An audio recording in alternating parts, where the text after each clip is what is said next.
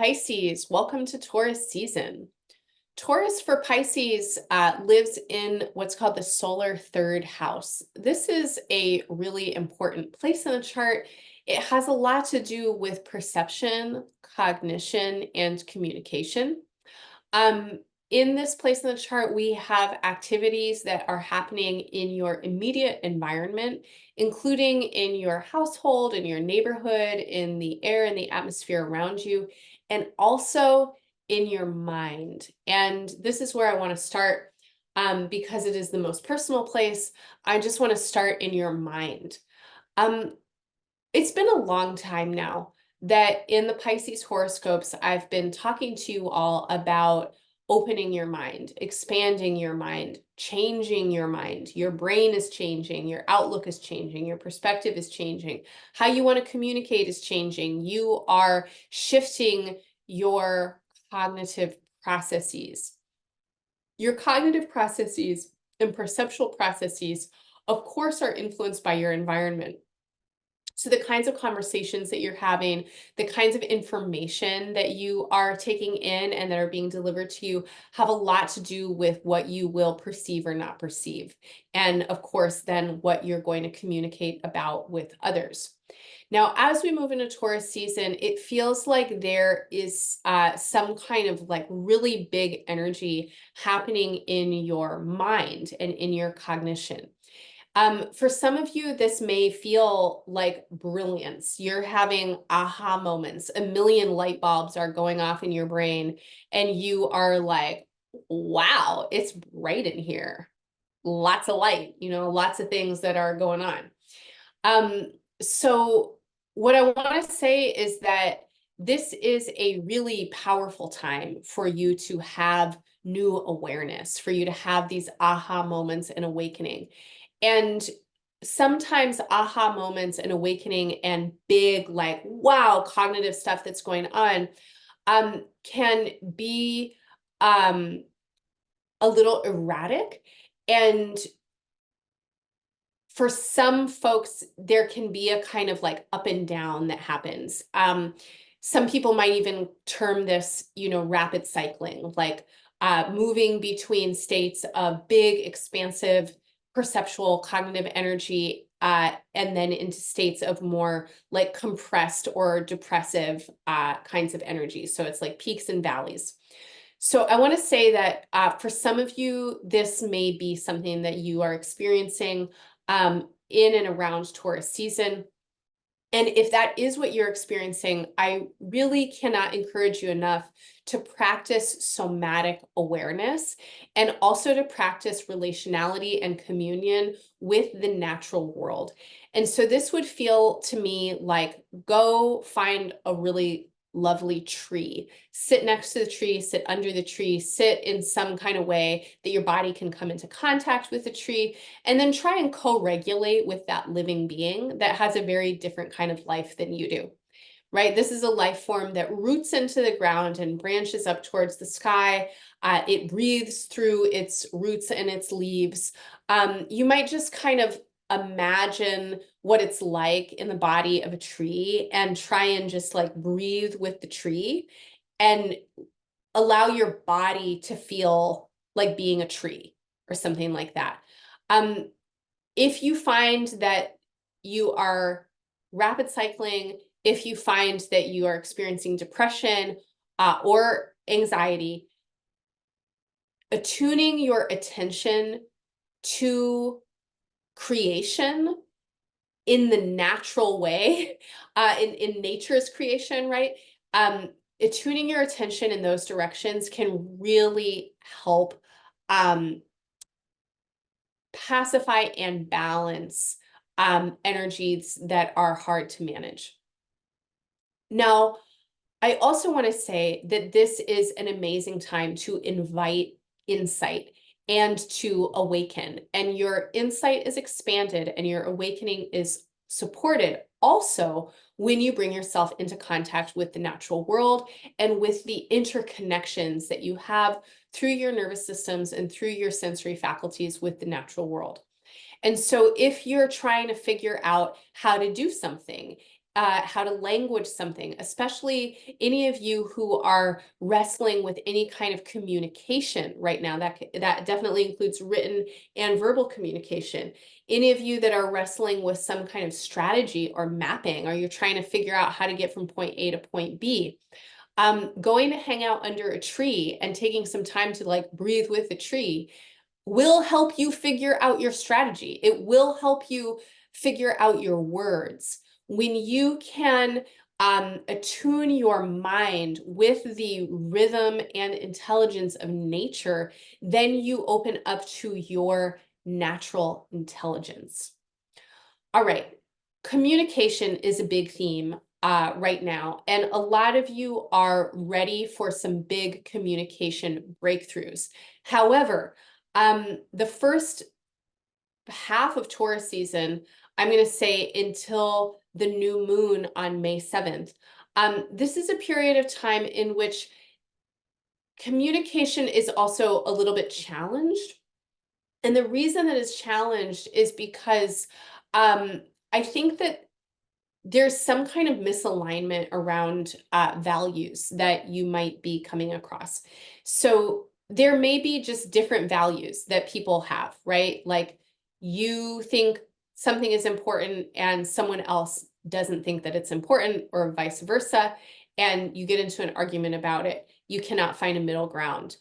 There may be substance or circumstances of value that are actually creating some kind of conflict.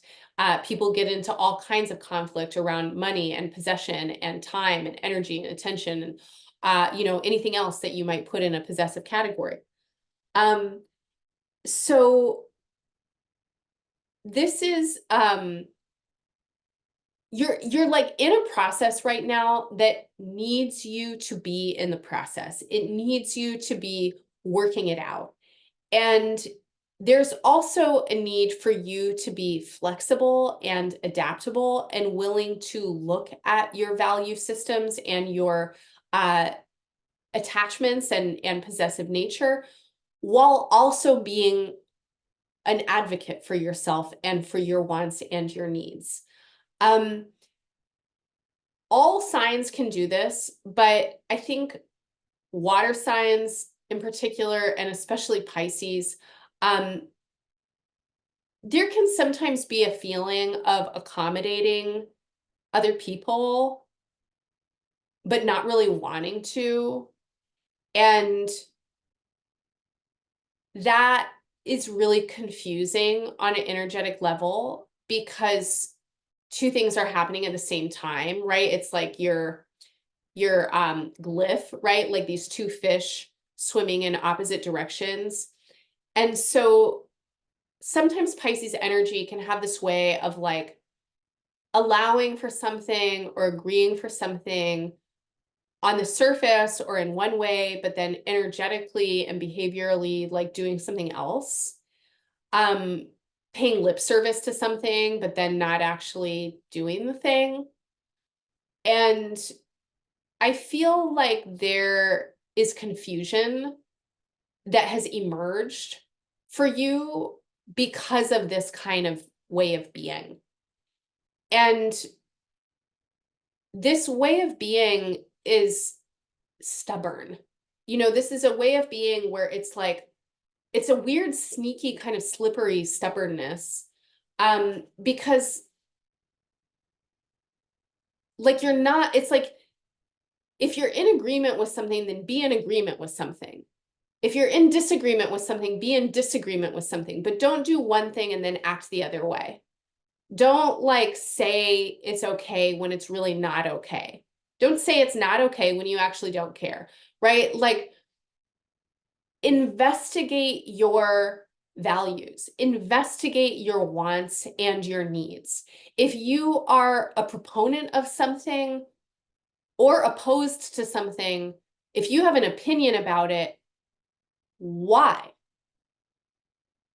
Why do you feel that way?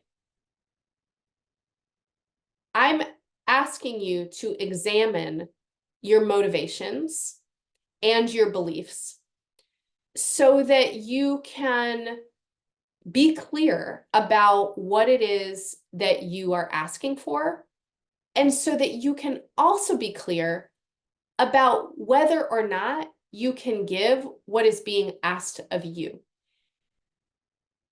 Some of you can't even listen to what is being asked of you because you're already in, it's like you're in a habit of thinking that you know what someone is saying, or you're in a habit of thinking that you like something or that you don't like something.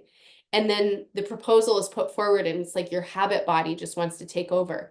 So this is a period of time, I think, where you really have to like get into it. You have to get into your attachments. You have to get into your value systems. You have to understand for yourself, why are you moving in certain directions or not in other directions? Why do you say yes here and no there? And I'm not telling you that your preferences are wrong at all. I'm just trying to say you should know why you have those preferences, and you should be willing and courageous enough to examine those preferences and to make updated decisions about whether or not you actually agree with the things that you say that you agree to. And then live into it. So we have this new moon coming up on May 7th. And this is a new moon that really wants you to have insight, have a new idea.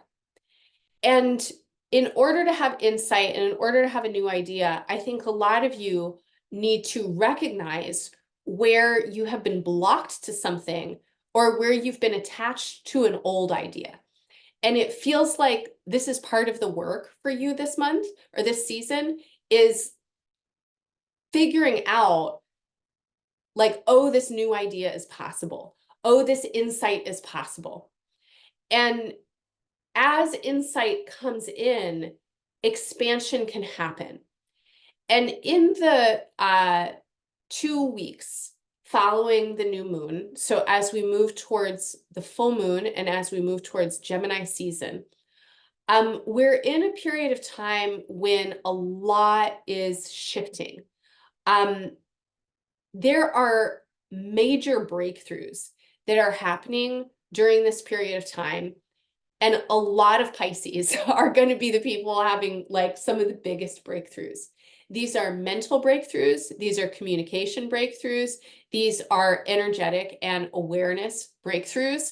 And it feels like you are really opening to a new sphere of potentiality. And this sphere of potentiality opens for you as you clarify and get centered and integrated in your values. And that means that you have clarified what you're attached to, right? Like if you want to go in a certain direction, you have to really know why you're going in that direction. You have to believe it in your entire body. And once that happens, then, you know, things start to align so that direction can open up for you. We can't have you in this like willy-nilly here or there or like undecided space. And we also can't have you in a space of feeling somehow constrained by inauthenticity. Like you're not